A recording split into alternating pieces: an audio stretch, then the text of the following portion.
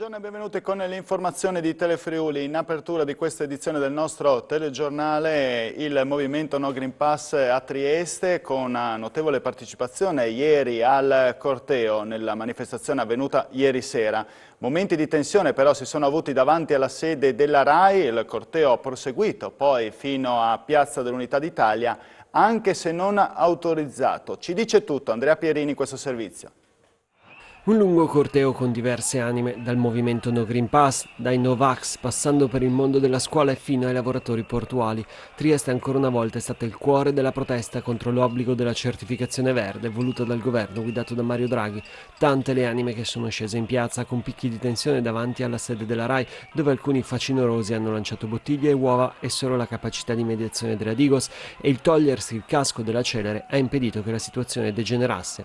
Al grido di No Green Pass il lavoro deve essere libero, a meno che non si sia giornalisti, vero nemico insieme a Scienza e Politica. Il corteo è partito poco dopo le 17 da Largo Riborgo in Corso Italia per poi proseguire fino a Piazza Goldoni, via Carducci, via Coroneo e fare una prima sosta davanti al Tribunale. Secondo fonti della Questura i partecipanti erano circa 10.000, anche se è facile stimare un numero maggiore, vicino ai 14.000, con un aumento rispetto alle manifestazioni della scorsa settimana.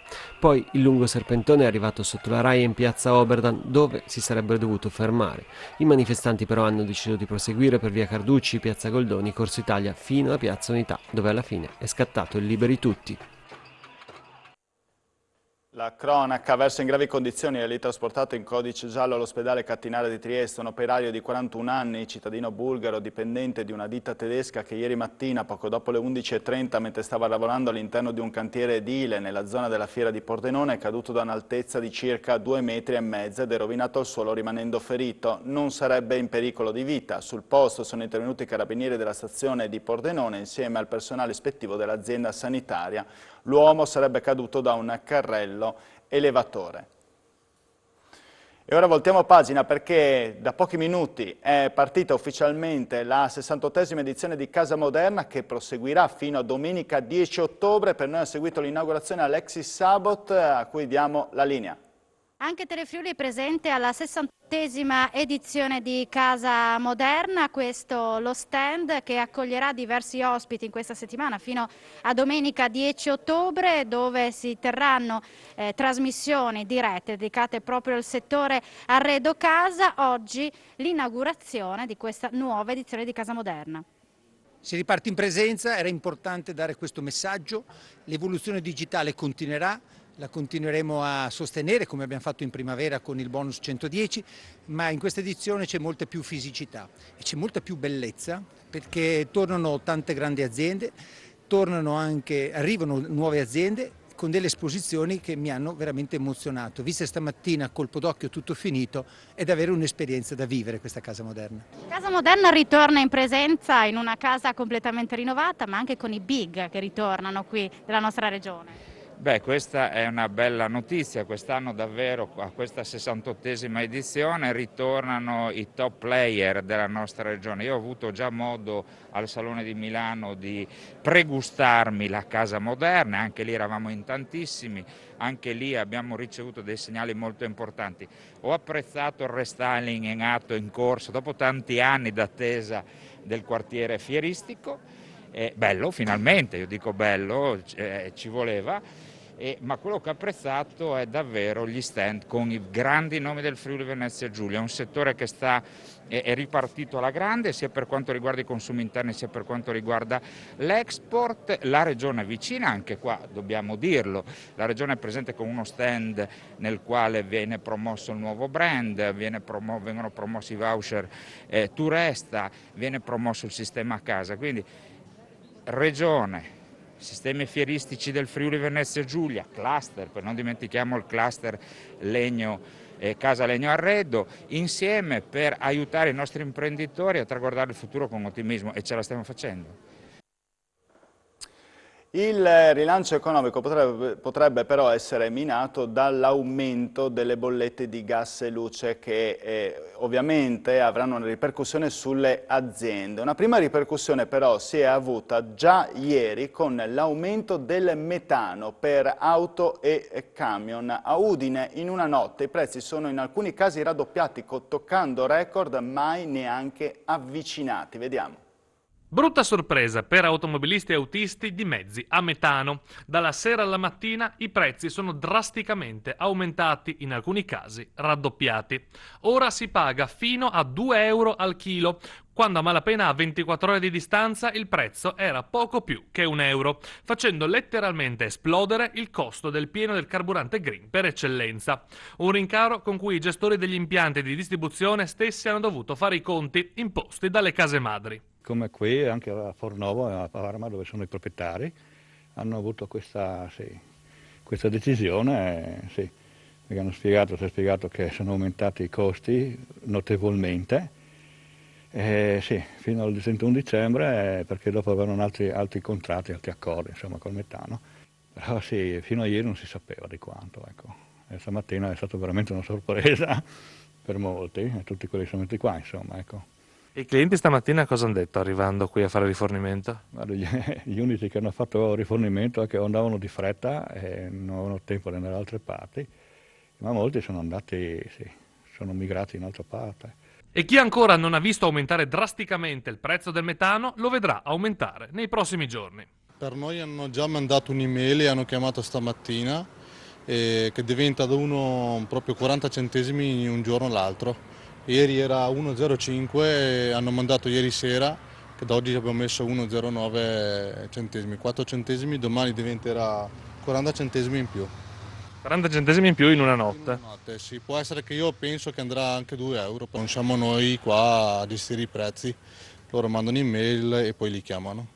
Un prezzo che quantomeno nel breve periodo sarà consuetudine. La speranza dei gestori degli automobilisti è che presto possa scendere per rendere nuovamente appetibile la svolta green del traffico su gomma.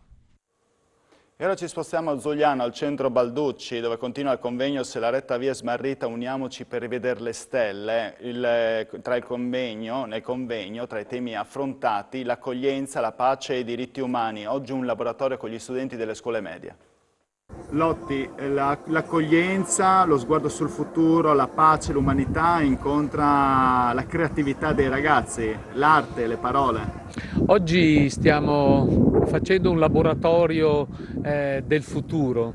In qualche modo inauguriamo il cantiere dei cantieri, il cantiere dell'avvenire, quel luogo dove questi ragazzi e ragazze dovranno crescere. Il laboratorio che oggi stiamo realizzando è un'occasione per loro per imparare a lavorare con il futuro senza avere paura, ma sviluppando anche la propria capacità, la propria consapevolezza delle sfide che ci attendono, in maniera da diventare tutti più consapevoli e più responsabili. Secondo lei questa responsabilità, questa solidarietà si è fatta sentire anche nel periodo della pandemia oppure è stata dimenticata? Abbiamo bisogno di riscoprire tutti i giorni che se vogliamo avere un futuro, se vogliamo affrontare i problemi, dobbiamo sviluppare la nostra capacità di prenderci cura gli uni degli altri.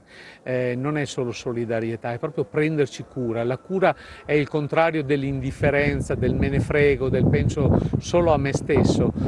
No, noi avremo un futuro solo se riusciremo a cambiare, insomma, in qualche modo a pensare un po' meno solo a noi stessi e pensare agli altri, a tutti quelli che ci circondano, perché la solitudine, l'isolamento uccide forse ancora più delle bombe. Il Parco Naturale Regionale delle Prealpi Giulia ha compiuto 25 anni, ieri un incontro a Venzone. L'Ente Parco Naturale delle Prealpi Giulie compie 25 anni. Il 30 settembre infatti ricorre la data di istituzione dell'Ente Parco Naturale delle Prealpi Giulie con la pubblicazione sul BUR della legge regionale 30 settembre 1996, la numero 14, norme in materia di parchi e riserve naturali regionali. Per l'occasione nella sala consiliare del Comune di Venzone si è tenuto un evento che ha ripercorso le tappe fondamentali della storia del del parco. L'area protetta delle Prealpi Giulie, grazie alla passione e alla professionalità di tutti quelli che in questi 25 anni hanno lavorato all'ente, ha saputo diventare realtà consolidata e punto di riferimento per il suo territorio. Ha saputo distinguersi e guadagnare stima e visibilità all'interno della rete delle aree naturali protette a livello europeo. Con il recente riconoscimento del programma MAB, Men in Biosphere, dell'UNESCO, che coinvolge altri 5 comuni, oltre a quelli del parco, ha iniziato un ulteriore percorso di respiro internazionale per un intero territorio, lanciando la sfida di un lavoro unitario, condiviso e concreto per il raggiungimento degli obiettivi dell'Agenda 2030. Durante l'evento sono stati proiettati dei video, le cui immagini e musiche, a cura di Marco Virgilio e Ivo Pecile, hanno raccontato le aree protette regionali del Parco Naturale delle Prealpi Giulie e della riserva di biosfera MAB UNESCO Alpi Giulie Italiane. Ci trasferiamo per quest'ultimo servizio a San Vito al Tagliamento, dove all'auditorium del centro civico è andata in scena l'anteprima della stagione della prosa. Tutti i dettagli nel servizio di Ivano Mattiussi. Un'anteprima alla nuova stagione prosa dedicata ai 700 anni dalla morte di Dante Alighieri, quella andata in scena all'Auditorium Centro Civico di San Vito al Tagliamento, con lettura scenica di alcuni canti della Divina Commedia ad opera dell'attore friulano Andrea Zuccolo, per un evento concepito onde consentire al pubblico di cogliere lo spirito del sommo poeta, capace ancora oggi di svelare molto sull'umanità. Con Lectura Dantis, titolo del recital, l'autore ed interprete friulano ha pensato ad un pubblico vasto, compreso quello degli studenti delle scuole secondarie. In parecchi e di diversi istituti sanvitesi non sono infatti voluti mancare alla serata aperta dal direttore dell'ERT, ente regionale teatrale Renato Manzoni, con la presentazione del cartellone ufficiale della stagione 2021-2022, al via il 21 novembre con un'altra serata dantesca, Lella Costa e il suo intelletto d'amore Dante e le donne. Per Antonio Di Bisceglie, sindaco di San Vito, la presenza di tanti studenti è foriera di buon auspicio non solo per la piena ripartenza delle scuole, ma pure per la cultura. Con il suo recital Andrea Zuccolo compie un percorso narrativo che si snoda dalla nota vicenda di Paolo e Francesca raccontata nel quinto canto dell'Inferno per arrivare al paradiso e la preghiera di San Bernardo alla Madonna attraverso i versi dedicati a Ulisse o al conte Ugolino della Gherardesca per approdare al purgatorio e l'incontro di Dante e Beatrice. Non ci sono altre notizie, io vi ringrazio per la vostra cortese e fedele attenzione, ci vediamo questa sera con il notiziario alle ore 19. Grazie, arrivederci.